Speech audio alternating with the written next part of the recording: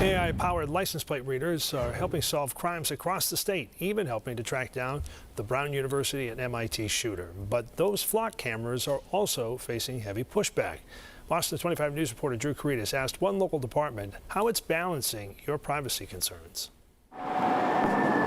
In more than 80 cities and towns in our state, discreetly mounted AI-powered cameras are monitoring license plates of passing cars around the clock. It's really been a game changer for us, Drew. Quincy Police Chief Mark Kennedy says about 50 flock safety cameras across the community have helped his department solve crimes when every second matters. Shootings, stabbings, homicides, we've been able to track people because of this LPR technology. He says flock safety cameras help locate a suspect in a Wollaston Station kidnapping and sexual assault and catch a suspect in a road rage stabbing within an hour. We've cleared over 40% of our motor vehicle hit and runs, but the national average of solving a hit and run is about 8 to 10%. Flock Safety allows agencies to share information. It's credited with helping investigators track the Nissan Sentra driven by Brown University shooter Claudio Valente up into New Hampshire. They were literally able to query the images from their system for that vehicle and identify the vehicle very quickly, and then they added it to what's called the hot list and were able to determine that the vehicle had left Massachusetts. But the technology is still up for debate. The town of Brookline recently paused potential use of the cameras over privacy concerns. Cambridge decided to scrap its contract with Flock after cameras were already installed, and Watertown just did the same a few weeks ago. When they're misused, you know, that's a challenge, and unfortunately we live in a world today where you just don't know how it's going to be used. I'm a normal citizen. I don't do anything while you're reading my plate.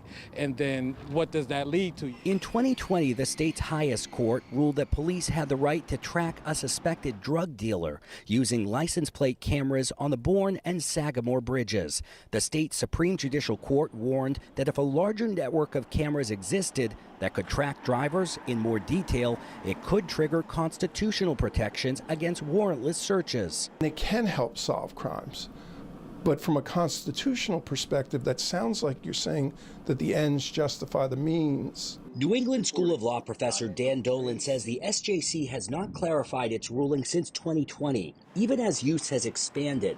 But late last month, a federal judge in Norfolk, Virginia, sided with the city, saying its use of flock license plate readers was not a violation of Fourth Amendment rights. There's real concerns with not knowing what's being done with all of the data. While civil rights advocates worry the federal government could eventually tap into the data to track things like immigration and abortions, departments we spoke with say their policies and selected flock settings prevent that from happening. We take it very seriously. We use it very judiciously, and it's something that we're being as transparent as we can about our cameras.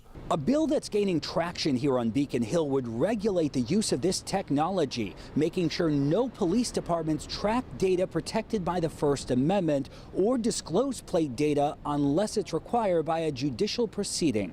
At the State House, Drew Caritas for your local station, Boston 25 News.